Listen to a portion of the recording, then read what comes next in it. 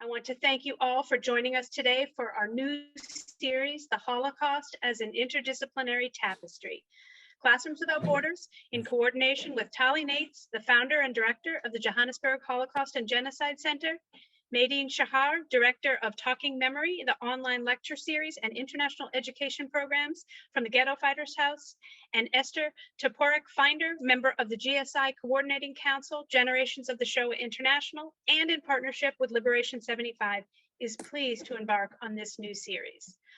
Over this 8-part series, we'll engage with scholars and experts who will grapple with themes related to Holocaust studies. The series will include scholars whose research and publications shed new light into the field of studies that continues to grow and develop. Our experts will challenge us to understand the causes, impacts, and legacies of the Holocaust. For those of you that are joining us for the first time, my name is Ellen Resnick, and I'm the Educational Programs and Outreach Manager at Classrooms Without Borders. We are very thankful for all your support over the years, and especially these past 3 years of navigating our expanded presence for Classrooms Without Borders, while also supporting all of our other robust offerings. Over the past 3 years alone, we have offered 440 virtual programs with over 75,000 participants, reaching almost 60 countries and most of the states in the United States. If you'd like to make a donation to support our organization, I'll drop the link in the chat for you in just a moment. I now have the pleasure of introducing today's moderator, Tali Nates. She is the founder and director of the Johannesburg Holocaust and Genocide Center and chair of the South African Holocaust and Genocide Foundation. She is a historian who lectures internationally on Holocaust and genocide education, memory, reconciliation, and human rights. Born to a family of Holocaust survivors, her father and uncle were saved by Oskar Schindler. I will drop her more extensive bio into the chat in just a moment. Please send all the questions you have to me, Ellen Resnick, in the chat. We will try our best to answer them all after Robert's talk. Before I turn the program over to Tali to introduce today's scholar, Dr. Robert Krell, Esther Finder would like to say a few words of welcome. And with that, Esther, the floor is yours. Okay, thank you. When I was a student, there were not a lot of courses on the Holocaust. So as a senior at Northwestern University, I decided to create my own. I had the wonderful opportunity to build a student-organized seminar. It always made sense to me to take an interdisciplinary view to the Holocaust. So I approached professors of history, political science, journalism, psychology, sociology, religion, film, and others, and they graciously gave of their time to work with me. That was the inspiration for this series. So welcome to this series, and I'm going to hand the floor back to Tali. Thank you very much, Esther. I'm very happy to be also on the council of GSI, Generation of the Shoah International. And it is such a pleasure to work with Classroom Without Borders, with Ghetto Fighters House, with GSI, and of course, Liberation 75, and to welcome all of you to this new series. Many of you remember our series of last year, the series on museums and memorials around the world, which took us everywhere, from Europe to Africa to Asia, and to the Americas.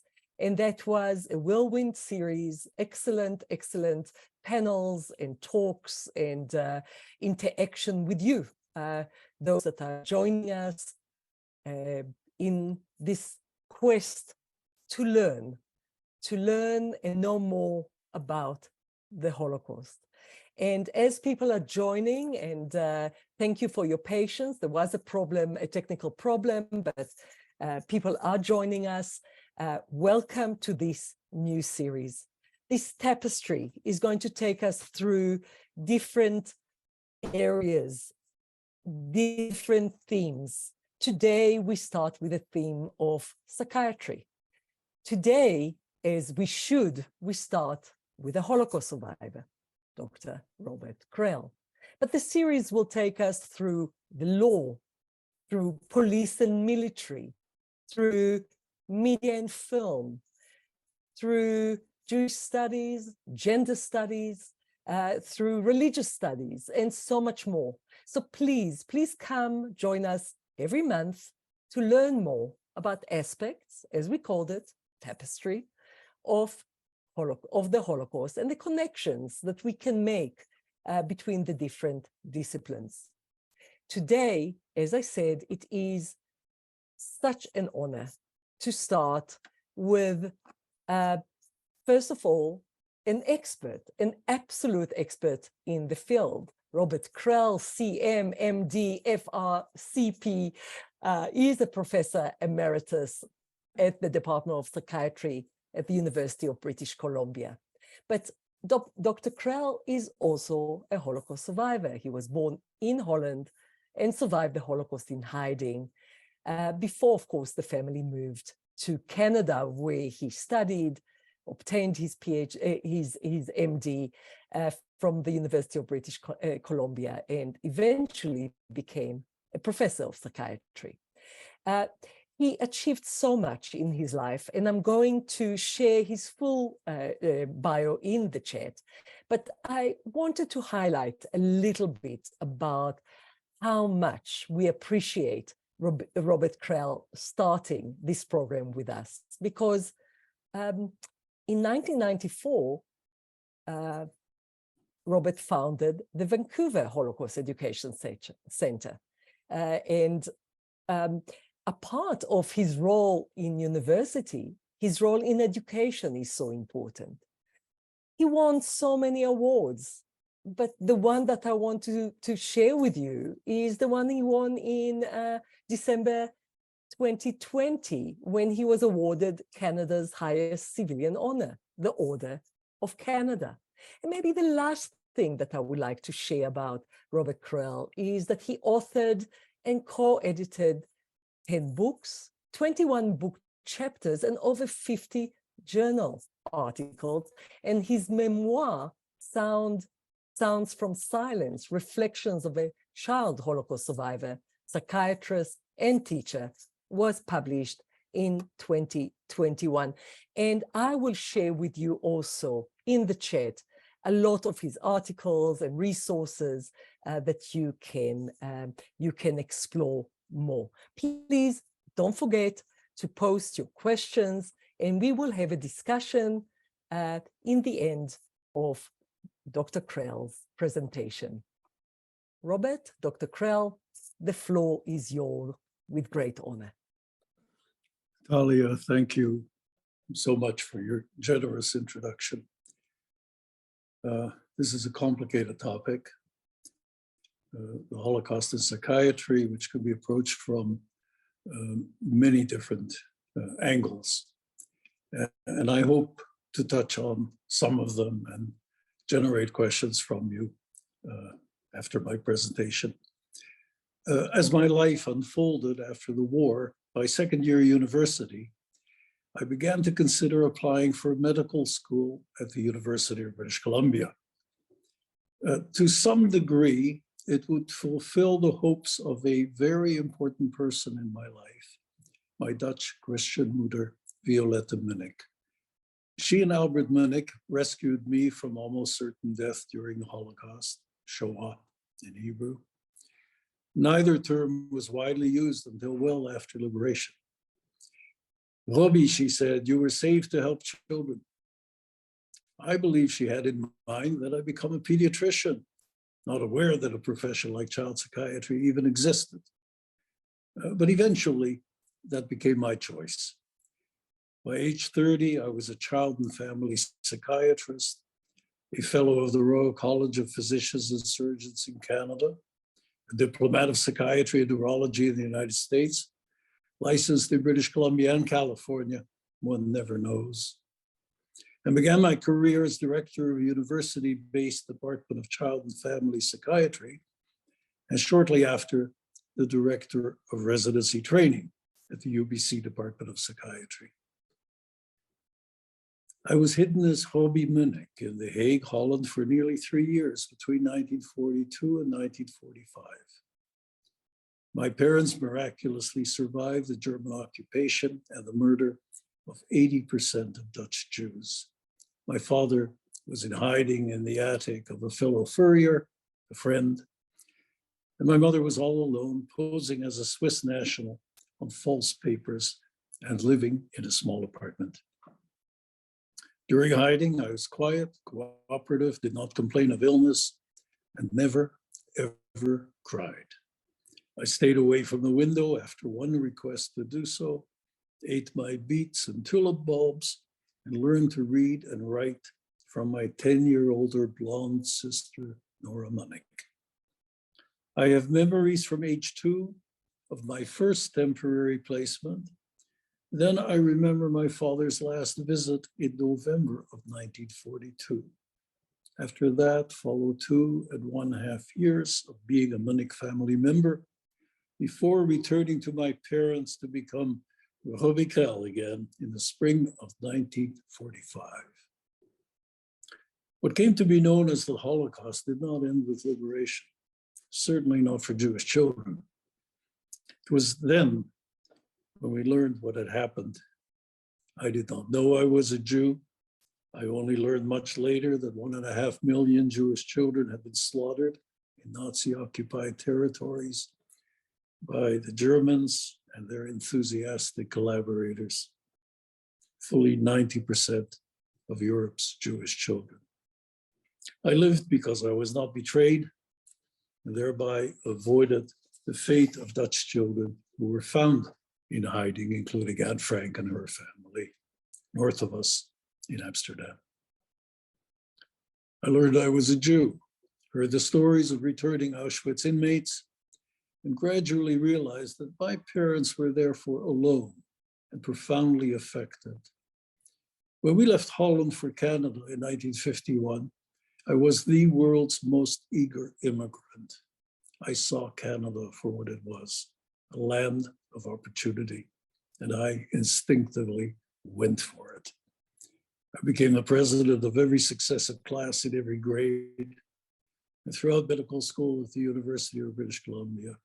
Then I interned at the Philadelphia General Hospital, followed by 2 years of psychiatry at Temple University Hospital, a year of child psychiatry at Stanford, and returned to Vancouver in 1969. I thought of myself as the son of survivors. That is why I came back. I could not abandon my parents nor my little brother, born in 1956. The understanding that I was one of the so-called second generation was soon strengthened by the fact that my small private practice had attracted the referral of second generation children. Holocaust survivors in Vancouver knew me as a member of a survivor family, of course Jewish, and presumably somewhat understanding of their unique circumstances. I began to read some of the psychiatric literature to that time, around 1972, and soon published my first articles on the clinical observations. Quite frequently, because of my family-oriented approach, while seeing the child, an adult would enter into my practice. From the adult survivors, I learned everything. I saw a Dutch survivor of many camps, the last one Mauthausen. He had lost his parents and 8 siblings and endured the unimaginable. How does one treat such a person? I've never claimed to have treated a Holocaust survivor in the conventional sense of the word treatment. I chose to help him receive restitution payments. On top of everything else, he and his wife are poor. For 2 years, on a once-monthly basis, we filled out his forms to Germany. This provided a focus during which he grew less depressed. The Germans, in typical fashion, denied him money even though he had labored in a mine which he had proven. Why no compensation? He made one mistake in listing the sequence of his concentration camps. He took it better than I did. After a correction and my legal threats, he received $1,600 sent to me. I called him in tears. I have failed you, he responded. No, you haven't. Can I see you tomorrow? Came into my office looking energized and even confident. They recognized that I was there and what they did to me. he taught me the meaning of justice. Another survivor sought me out after a hospitalization for depression. He took one look at the rather gloomy war that resembled a tunnel and walked out. He came to see me and asked me not to stop him if he wanted to commit suicide. I said, of course, I would not interfere. He had earned the right to make that decision. This is not conventional psychiatry for a physician who knows about psychodynamics and the preservation of life. Perhaps that is psychiatry on its head. But he totally relaxed and began to tell his story. His life improved markedly when he unloaded the burdens he carried. He taught me when to abandon convention and to be fearless about his implied threat. He tested me to see if I would join him toward the edge of the abyss. Much of the early psychiatric literature talks about Holocaust patients being in denial and therefore unwilling to talk. It was not so. Therapists were afraid of what they would hear and whether they could deal with it, knowing that perhaps there was no cure. How do you fix the loss of everyone and everything? The therapists experienced denial, not the survivors who noted the inability of their healers to join them in this perilous journey. I saw one survivor of Auschwitz in Dora Nordhausen. He was depressed. I asked him if he had ever tried therapy. Oh, yes, I saw a psychiatrist for a while. He was a very nice man. What did he think of your being in Auschwitz? I never told him. He was so pleasant that I did not want to upset him. In another departure from conventional therapy, I helped him and his hired author write his book. Now that was therapeutic. My reading of the available psychiatric literature to that time revealed a variety of clinical articles that, with few exceptions, were demeaning. Were these authors aware of the pre-war involvement of noted German psychiatrists in the machinery of killing? That 43% of German doctors had joined the Nazi Party? That already in 1933, of a total staff of 277 at the Charité Hospital in Berlin, 96 Jewish physicians were dismissed on March 31, 1933, and no one protested. These authors seldom referenced the perpetrators, but had a lot to say about the possible psychopathology of the survivors. The writings demonstrated an absence of humility and compassion towards the victims, and it lacked a language. I discussed my findings in a chapter, Alternative Therapeutic Approaches to Holocaust Survivors, published in the 1989 book, Healing Their Wounds, Psychotherapy with Holocaust Survivors and Their Families, edited by Paul Marcus and Alan Rosenberg. Upon rereading it, I stand by it, except for an accidental misquote of Elie Wiesel's response to the Jewish organizations charged with responsibility to help young survivors adjust to life. He said they were wrong.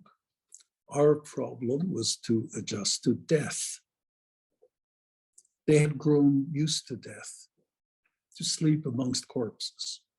They had to learn to face death with renewed respect, awe, and fear, and how to live after this encounter with death. I had heard Wiesel stating a number of times that adjusting to life was an easier task. I do not fault the post-war physicians for not understanding, only for failing to recognize that this mass murder was on a different scale, unmatched for its efficiency and cruelty. Even the visionary Sigmund Freud, like so many others, failed to envision what was to come. Whisked away from Vienna to London in 1938, he thought his 4 older sisters to be safe because of their advanced age. In March 1946, Anna Freud wrote to Katalevi, "We have now had the first reports about the ants, and it is the worst possible. Indeed, Freud's 4 elderly sisters had all been murdered in 1942-43. Marie died in Theresienstadt, Rosa in Auschwitz and Dolphy, and Pauline in Treblinka. I believe one was aged 78, the others were in their 80s. Psychiatrists and psychoanalysts were murdered in significant numbers.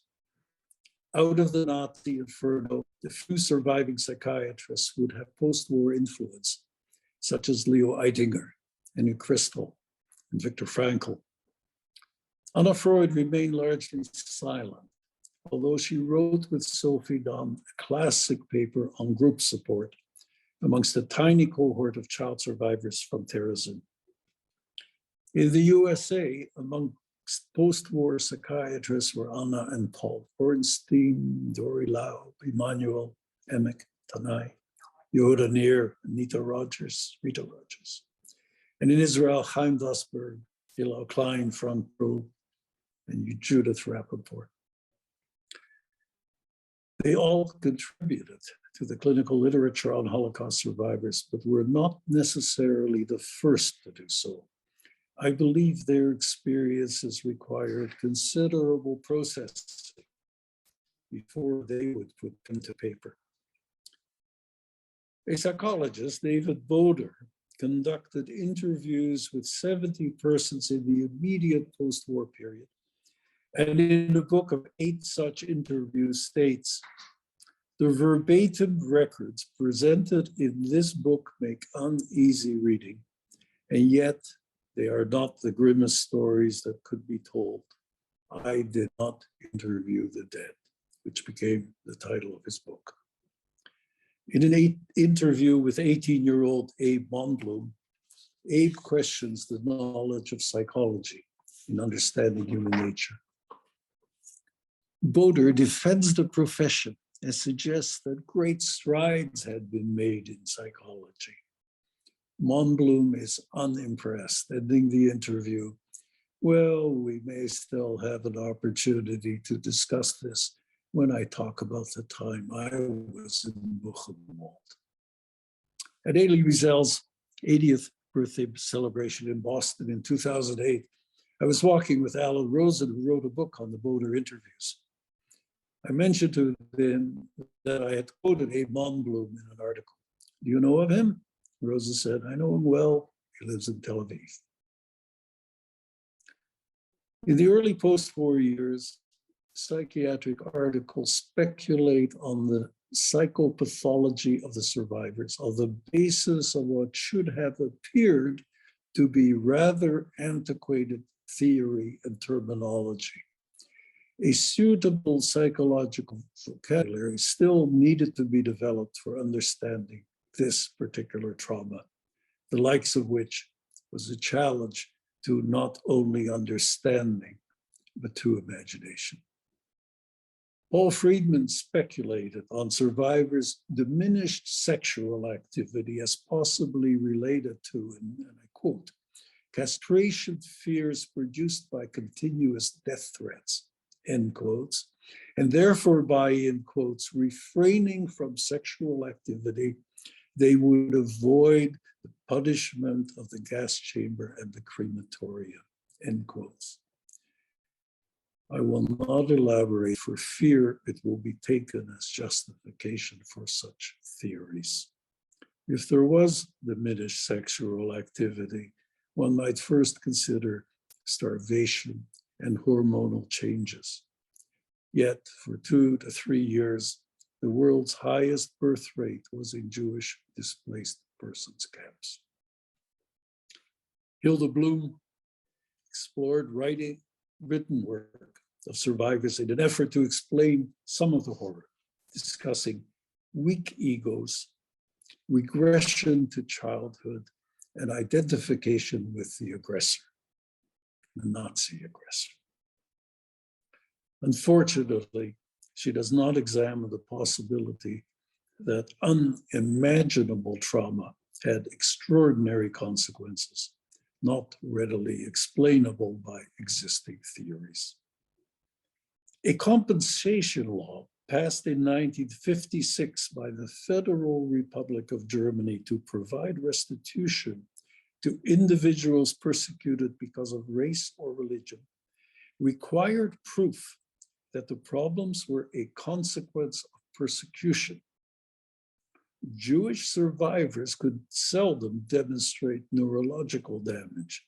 Those who suffered such damage from illness or beatings were immediately murdered.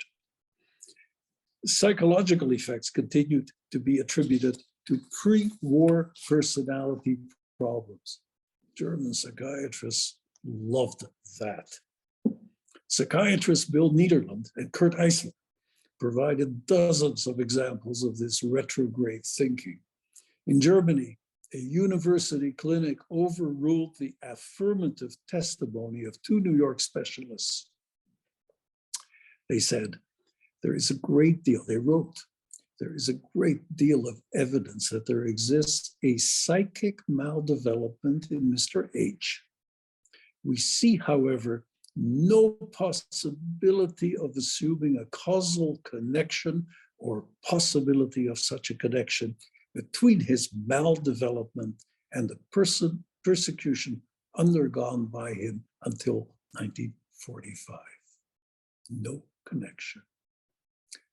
Niederland described Mr. H as 14 years of age when the Nazis arrived in Poland. Subsequently, his parents and two sisters were shipped to concentration camps and murdered.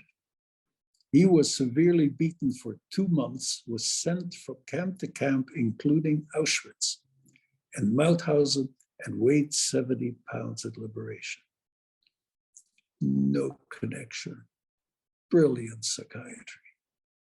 Kurt Eisler expressed his disgust in the American Journal of Psychiatry as author of Perverted Psychiatry. Read it. He expressed his anguish in another paper. The murder of how many of one's children must a person be able to withstand symptom-free in order to have a normal constitution?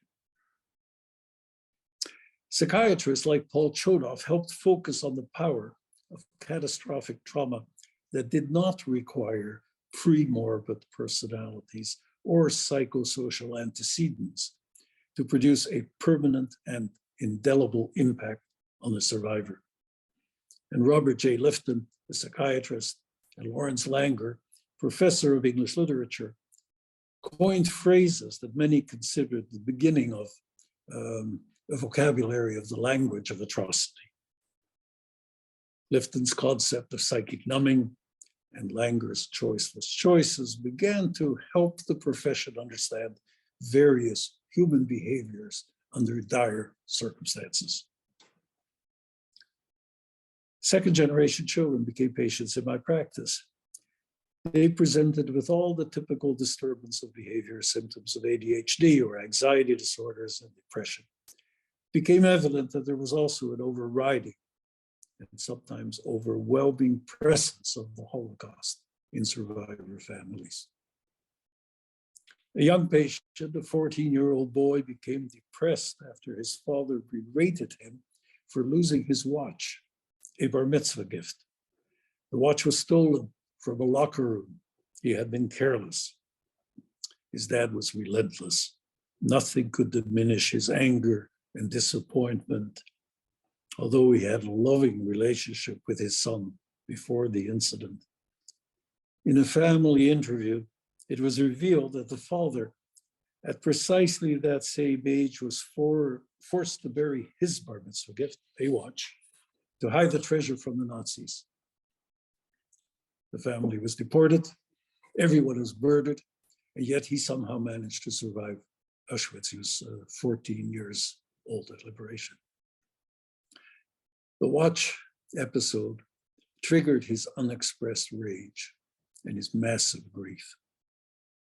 With family awareness of Dad's story, father's anger lessened and his son's situational depression lifted.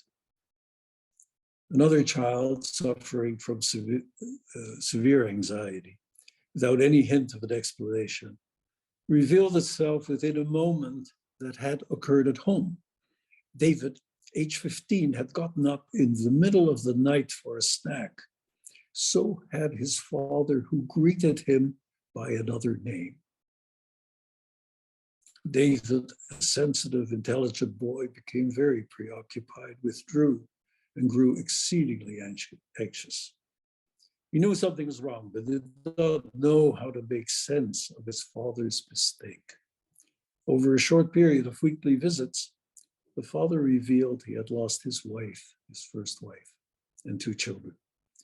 Difficult news, but enough to satisfy his son. He told his father he wanted to hear whatever he could share. It was a breakthrough. The reverberations of the Holocaust had a profound effect on many second-generation individuals who suffered alone, thinking they were unique in being affected. Helen Epstein's 1979 book, Children of the Holocaust, Conversations with Sons and Daughters of Survivors, noted that second-generation children shared many concerns. I had discovered for myself that they really had only 2 basic complaints. My parents did not talk of their past, and I know little or nothing, or my parents never stopped talking about the past. Either way, through silence or excess, the Holocaust marked the next generation. In the 1970s and 1980s, many a master's or PhD thesis was produced by a second generation trying to figure it all out. 40 years later, books are still being written by 2G struggling with the consequences of the Shoah. A recent, beautifully written personal journey is that of Marsha Lederman's Kissing the Red Stairs, the Holocaust Once Removed.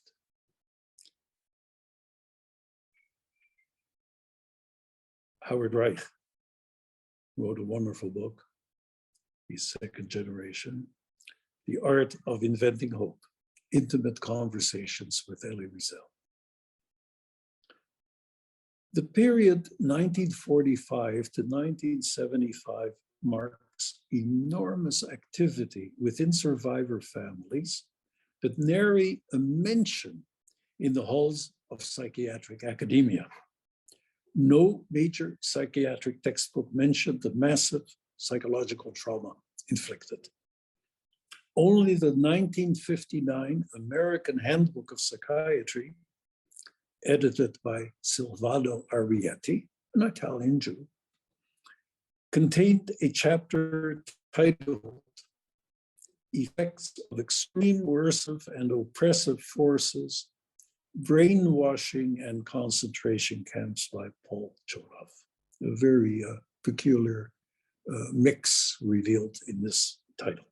But in 1980, the Diagnostic Statistics Manual, DSM-3, introduced the category of post-traumatic stress disorder, PTSD.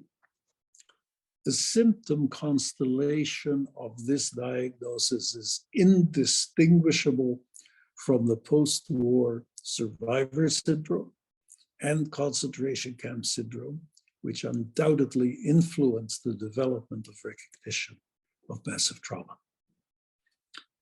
In 1981, I joined Leo Eitinger and Miriam Rieck in producing a research bibliography titled The Psychological and Medical Effects of Concentration Camps and Related Persecutions on Survivors of the Holocaust. It was published in 1985 by UBC Press and has about 1,800 references.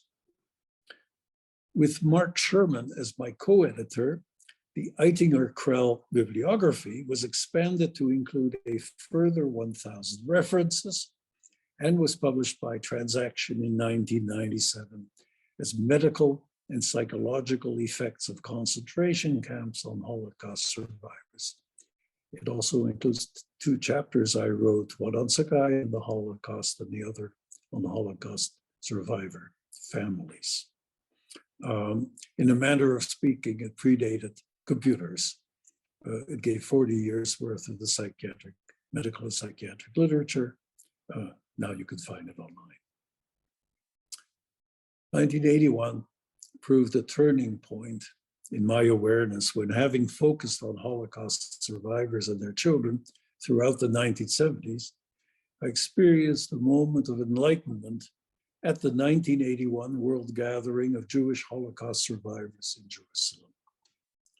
Rabbi Israel Meyer-Lau, then the chief rabbi of Netanya and later the Ashkenazi chief rabbi of Israel, in his address at the opening of the conference stated that he was an 8-year-old survivor of Buchenwald.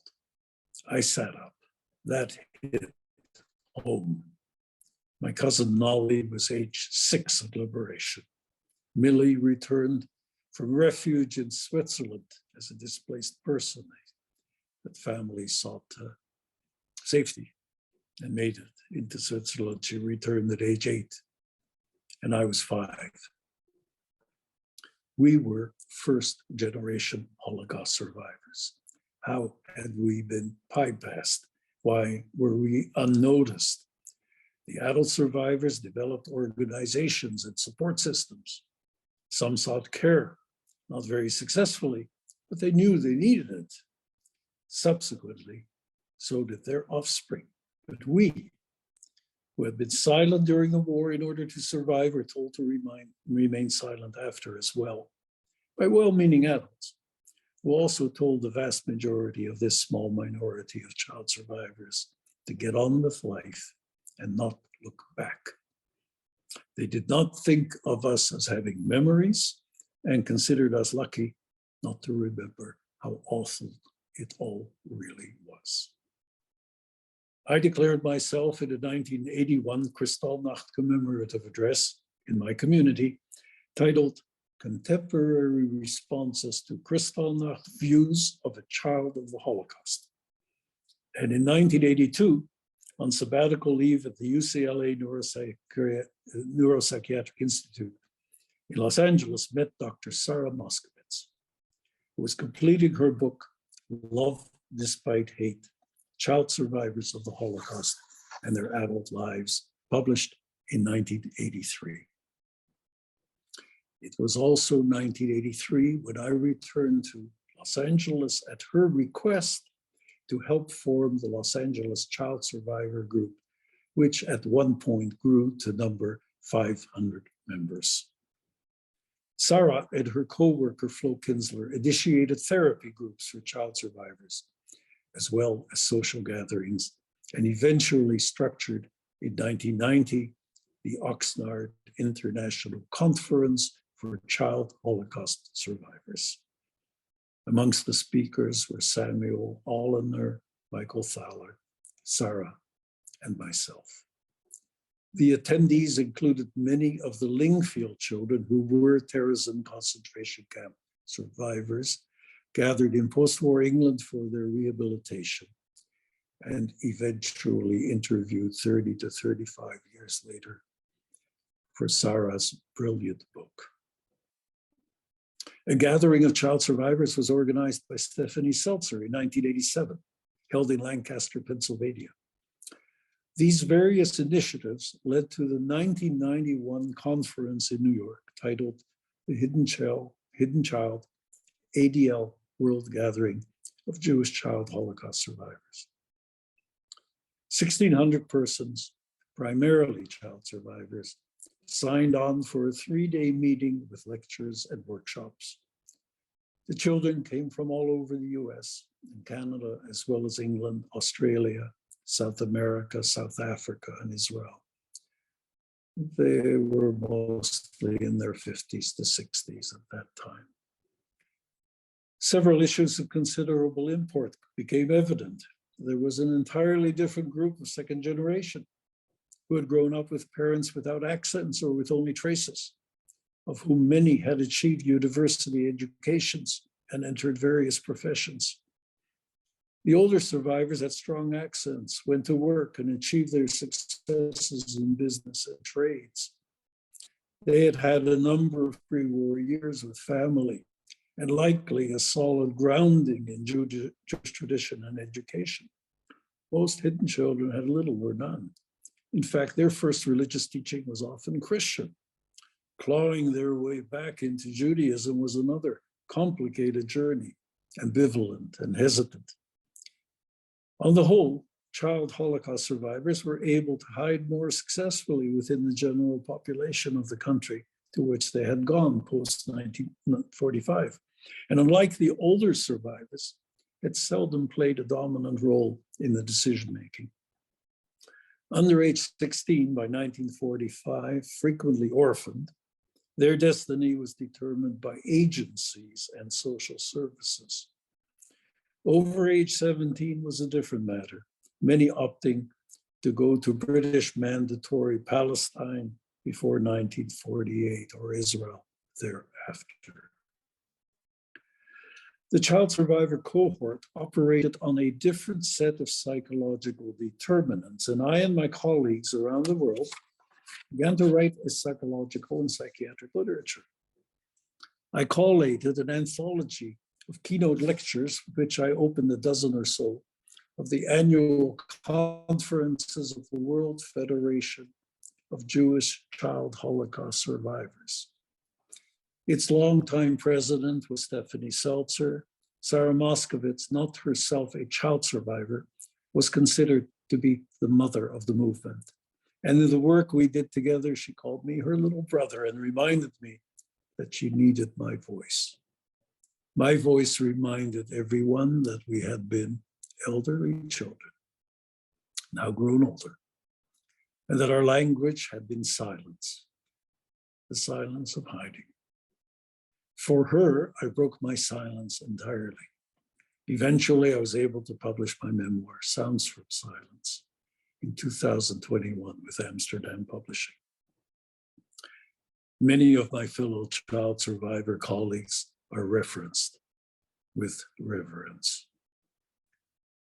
Psychiatry in the Holocaust is a massive topic, extraordinarily complex and extremely important on so many levels. From a purely clinical point of view, one cannot cure a Holocaust survivor of the Holocaust, nor remove Vietnam from a Vietnam veteran. The genocidal experiences in Cambodia and Rwanda are too often beyond the understanding of those not directly involved. And yet, in respectful responses with opportunities to remember and document memory, there appears to be room for healing, particularly in gatherings of like-minded people whose parallel experiences simply do not surprise the other. It is understood. To know that can be comforting. And to enter into the arena of healing, therapists must attempt to be knowledgeable, fearless, and above all, modest. It is helpful to remember Elie Wiesel's response to a question posed to him by a doctor in a large audience of medical professionals. Professor Wiesel, how should I treat a Holocaust survivor in my practice? The response, listen to them. Listen very carefully. They have more to teach you than you them. Thank you.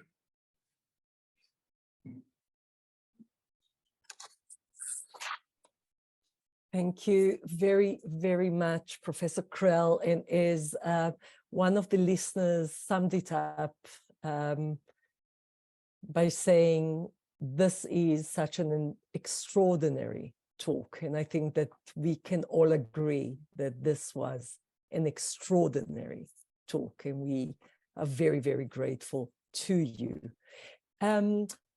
We have Holocaust survivors with us. They are sharing some of their stories, and maybe I'll start there. Robert Title shared that he is an orphaned child survivor from Holland.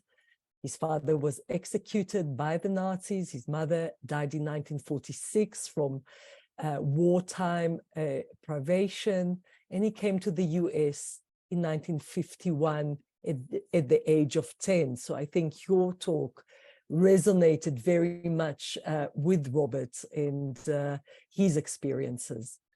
Others also reflect on how extraordinary the talk is and how it strikes one of the participants, Avraham Weisfeld, that the fear and denial of a Jewish person's survivor's experience perhaps is similar to other experiences. He's bringing the Jewish Bund members whose identity remains unmentioned due to ideological boycott, and others that are, resonance of that, and maybe you can reflect a little bit on that. But maybe we can start with this reflection. My parents survived the war in Budapest. They got married after the war in 1946, escaped to Argentina. We, the children, didn't know that we were Jewish until we were grown up. My father denied it all his life. He died only 8 years ago. We don't even know how they survived. They never wanted to talk about it. And he wants you to expand on what you touched on. Do children of Holocaust survivors inherit some of those issues or psychological issues or problems?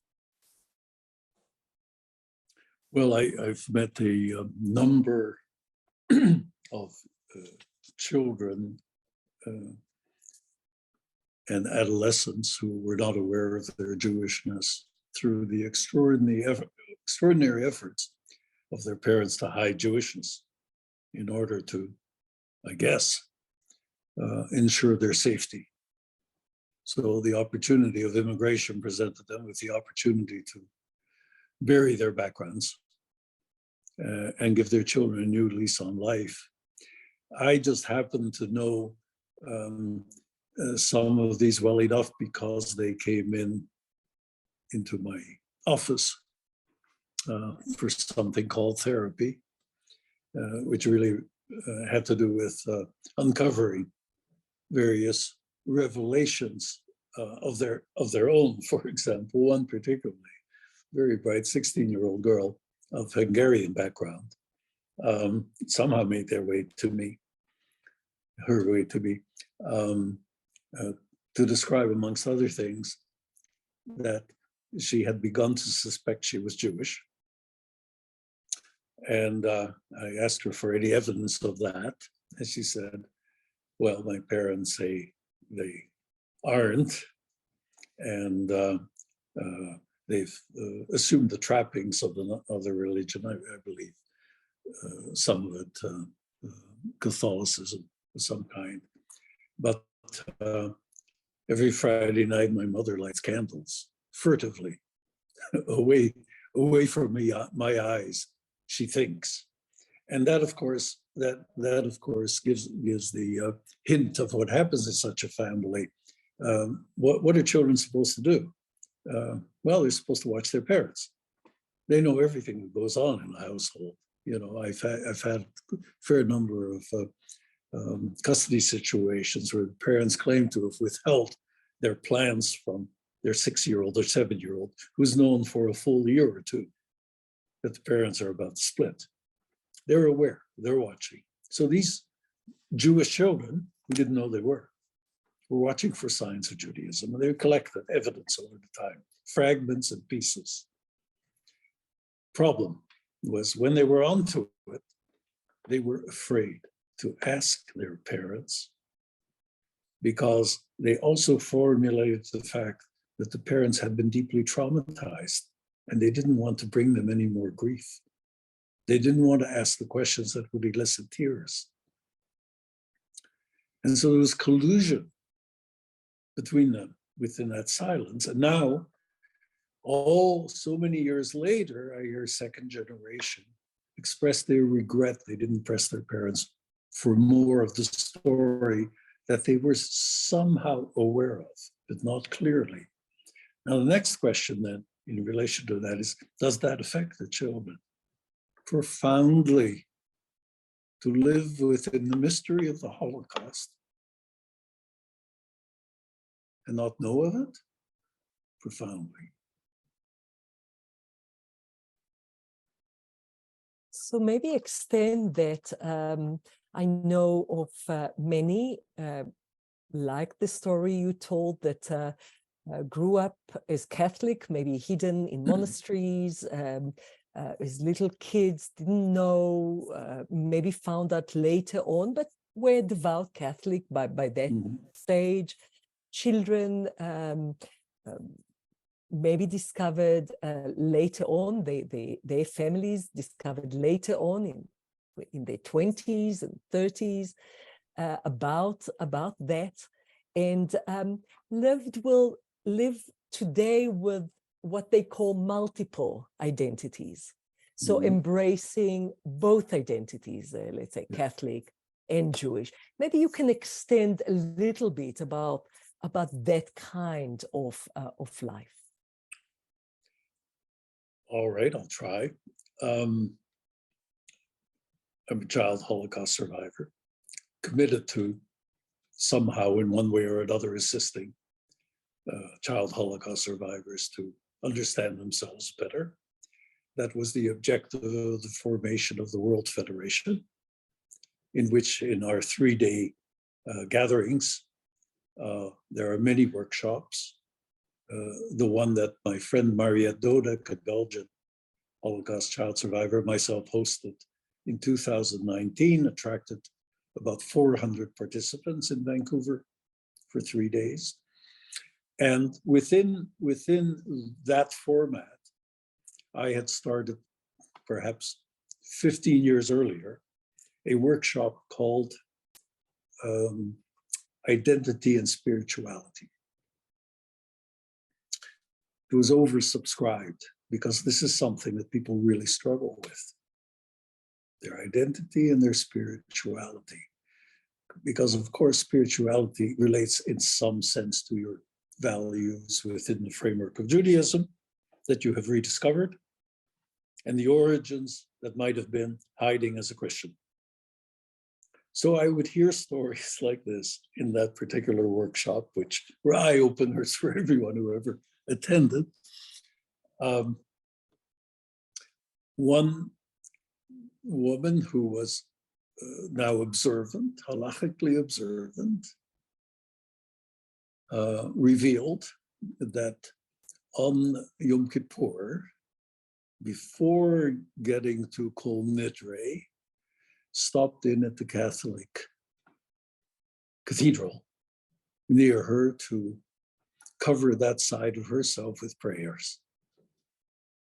Yes, she did both. My friend Ruthie Siegel, a survivor from Lithuania, who made it only with the kindness of strangers, the Catholic family that took her in, put her in a closet for about 3 months to listen to Lithuania and not come out until she spoke it fluently. Then took her to church regularly. She experienced the miracle of her parents returning. In Lithuania, didn't happen much. She went back to them on the condition that they would allow her to go to Sunday Mass or Sunday services, to which they wisely agreed. When they came to Vancouver and I met Ruthie, a wonderful, wonderful lady. She called me one day, she says, "Rob, I'm going in for kidney surgery." I said, oh, I wish you well. She said, "I'm going to be okay because I'm covered." I said, "What do you mean?" "I'm wearing my mezuzah and my rosaries." I'm taking my rosaries. So there is that mix. Okay. My first school, I go back to my parents, which is a major adjustment situation. And the only good school in the neighborhood where we got our home was at the Catholic cathedral down the road. So I became a member of the kindergarten, Catholic kindergarten, and I was a prized, successful student, I thought, because I got a lot of things to take home, particularly pictures of Jesus for good work, and it was a big class, and in the class photo, I'm standing right next to the Mother Superior. I knew where I should stand for my security and safety, and I realized a few years later when I thought about that, when I recovered that photo,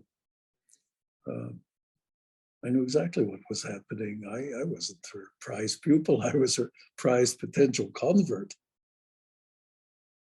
There was pressure on us to become Catholics. Now, in that situation, I could seek refuge within my newly acquired, renewed family, Jewish family. But other Dutch children weren't in that situation. Most of them were orphans, and they were fought over in Holland between the church that tried to keep them and the Jews who tried to take them away on youth aliyah to Israel. Complicated situations, and I think that anyone who went through hiding as a Christian has a piece of that in them, and many still seek refuge within that safe religion because to be a Jew remains dangerous.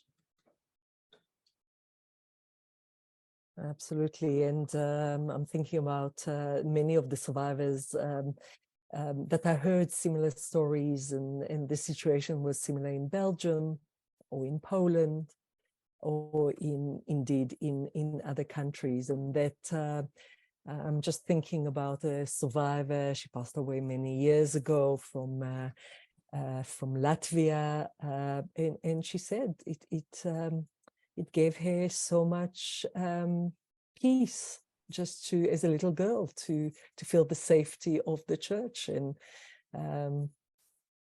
even though she had a big family, certainly very Jewish family, but that safety, and just as you spoke, I was thinking about that deep sense of safety that the church gave her there. Yeah. There's another question here that is taking us to the perpetrator side. And they're asking you to maybe reflect for post-war German psychiatrists, how they reflected, back on those choices that you described briefly, about their complicity during the Holocaust years. Well, the entire issue of psychiatry is couched within the entire field of German medicine. Again, enormous topic. I can only encourage people who took the time to join us, to take the opportunity and study, read about these times. Doctors of Infamy. The names of the titles all reflect the terrible things that were done. It makes you reflect on how it was possible to turn a medical profession into Nazi killers, when in fact German medicine was at some kind of zenith. It was the place where American doctors would go to get their street creds. They were so proud to have studied in Germany and come back knowing the levels of German medicine. Heidelberg and Berlin, or Stanford and Yale, it's that kind of thing, which always worries me, because now that we're the supposed carriers of the most sophisticated medicine of all times, I feel we are as vulnerable perhaps as they were to the imposition of. Yeah, and reflected a little bit the psychiatry profession in Germany in the last, I would say, 10 years or 15 years, actually created an exhibition about, and I think I shared with you, Rob, it's called Registered, Persecuted, Annihilated, the Sick and Disabled under Nazi Germany. And they really look not only about the role in the Holocaust and the extermination of the Jews, but really the role in the T4 program Yes, of course. In the killing, those killings, early killing centers. And I'll put a link in the chat. Thank you for saying that and reminding me of it, because that shows precisely the potential for learning within the Shoah that must take place, because it began with, in 1933, with the expulsion of Jewish physicians, and no German doctor opposed it. No German doctor protested. They simply took the offices that the Jewish doctors were forced to vacate, and their research monies and their laboratories, and carry it on. That's 1933. Within 5 to 6 years, they were members of the T4 program, killing children unworthy of life because of some form of disabilities. Some of those were severe disabilities, some of those were minor, some of those were, you're a Jew. So the entire perversion of medicine took only 6 years. That's frightening. That's frightening. And in there is a lesson, because we have to look for the signs of those who would pervert medicine now on the basis of the Hippocratic Oath or the Oath of Maimonides. But those oaths went out the window in no time at all. And those physicians, many of whom were psychiatrists, they had psychiatric wards. One of them, von Mueller, left 120 children just to starve on his ward. Killed them. And this was the core of the physicians that then became, more sophisticated killers, because this killing was not quick enough. The gassing vans, and then, of course, the gas chambers. And then physicians presiding over the arrivals at the camp. The most infamous, of course, Mengele, but so many more. And there are a number of studies I'm aware of now that are taking place on physicians in Auschwitz, forced labor physicians, so to speak. The record of doctors is terrible. The record of these doctors was to have been compromised and put in that situation that Langer describes as choiceless choices. So this is an enormous arena of potential learning, and I attempted to introduce some of it through psychiatry in my school, managed a course on massive psychic trauma for 18 years, which I would say at the end was simply canceled. I think I was one of the first to experience cancel culture. And now we're attempting to do it again. But this is so important, that which can be learned from there, to ensure the safety of the professions that we trust. Everything in the Holocaust that required trust was destroyed. We have to trust our legal profession to protect us, our architects to make us safe, our doctors to heal us. And here was a perversion of medicine in 6 years. The law took only 2 years. The Nuremberg laws came into being in 1935, destroyed every sense of what was right and just. And then the architects began building gas chambers and crematoria. Those were the engineers. And we can't ignore the theologian's role in the killing, and philosophers, my God. So how I pose the question now to almost everyone I can address, certainly at the university level, if not high school level, how can you become a professional of any kind without studying what happened in the Holocaust and what is possible if you don't watch your fellow professionals carefully? Yeah. Well, absolutely. The ethics and becoming a professional without this is difficult. And as we just have a few minutes, so maybe just a reflection. First of all, a lot of people are asking for a list of those amazing resources that you mentioned in your talk, and maybe you wouldn't mind making a list of those second generation books that you recommended and others, in addition to those that I posted that you sent to me. So that is a request, and then Classroom Without Borders can send that in their follow-up email, if you don't mind. Lots of people are sharing their experiences and thanking you, humbling, exceptional experience, and many others.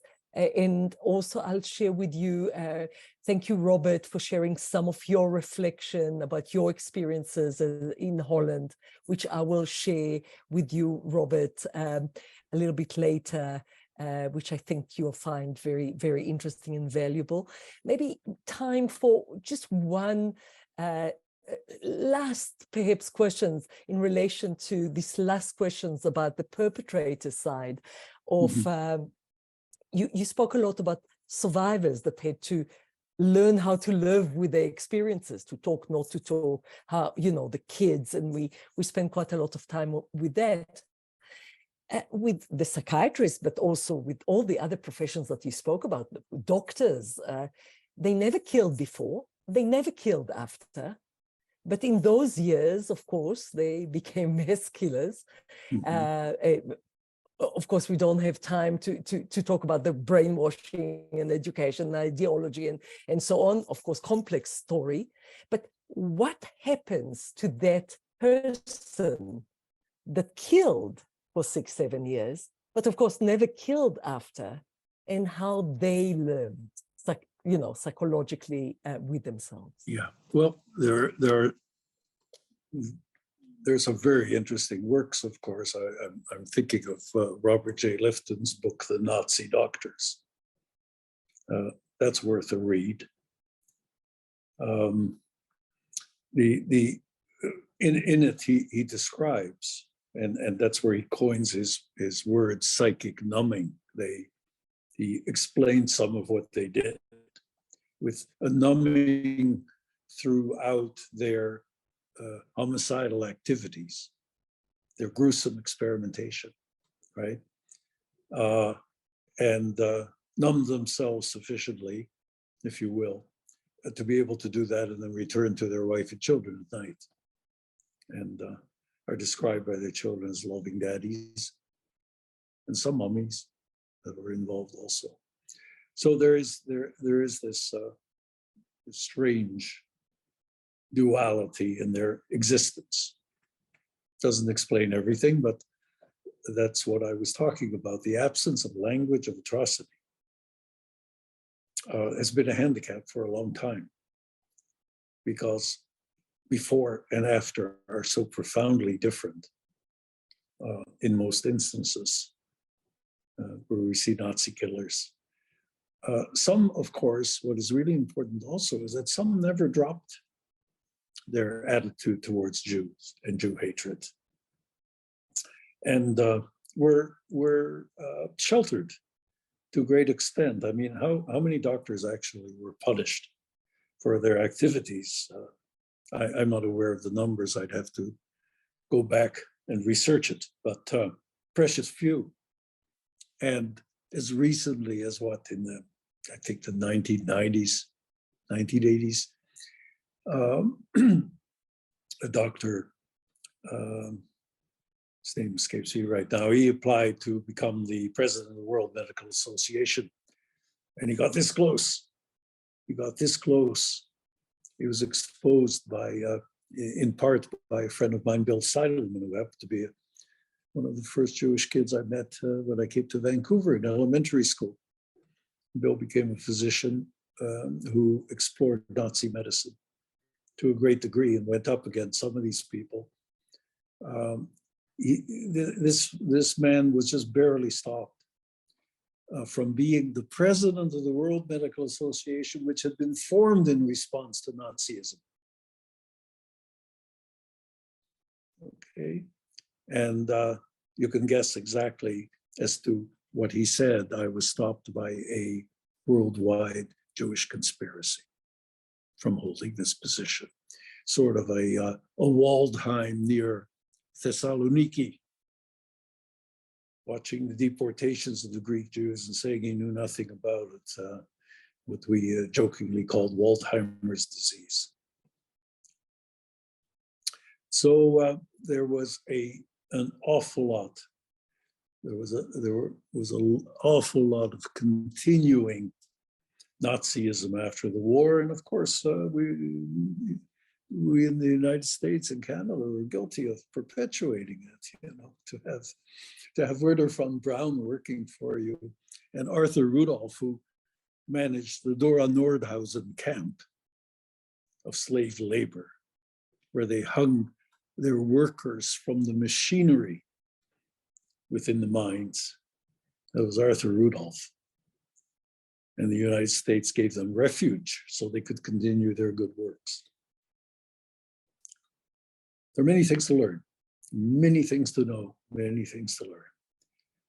Nazis got into Germany, into Canada as refugees much more readily than Jewish refugees after the war. It was open house. Yeah, as you said, a huge topic, lots to read, lots to learn. And I want to just mention Tessa Shalush that is saying at the present, we have a Lancet Commission on Bioethics, Nazism and the Holocaust, which will be published at the end of this year. The goal is to make this a compulsory topic for healthcare professional students in their education and hopefully worldwide, which is really what you spoke about, how necessary it is. So thank you, Tessa, for that. Very important. Yeah. Excellent. So it was extraordinary, absolutely fantastic learning from you, reflecting, wanting to learn more and read more. And I would like to thank you, Professor Krell, for opening our new series with a thought-provoking and certainly a talk that will leave us all wanting to learn more. Thank you. And, thank you very much for having me. Thank you. Absolutely. And Ellen, with that, back to you to speak about what is awaiting us next time. Perfect, perfect. And again, I will do my best to curate all of these resources. Our follow-up email, which will go out with our recording, will include all of those pieces as well. I want to thank you, Robert and Tali, for this fascinating talk and discussion. So many comments in the chat. I'm going to echo just one, that this was an extraordinary lecture, and it truly was extraordinary. Our next session will be held on March 15th at 2 p.m. Eastern Time. The title of that talk is Achieving Legal Accountability for World War II Nazi Crimes, Experiences of the Israeli National Police and the United States Department of Justice, with Eli M. Rosenbaum and Dr. Tamir Hood. Please excuse any difficulty that we had with today's Zoom link. I think that we got all of you into our Zoom room. The link for each session remains the same. So of course you will get those reminder emails, but the links do remain the same. Please check out more of our programmatic offerings. We have many more events coming up for you in the next couple weeks and the next couple months. Stay safe, stay healthy, and we hope that we see you all again soon. Bye, everyone.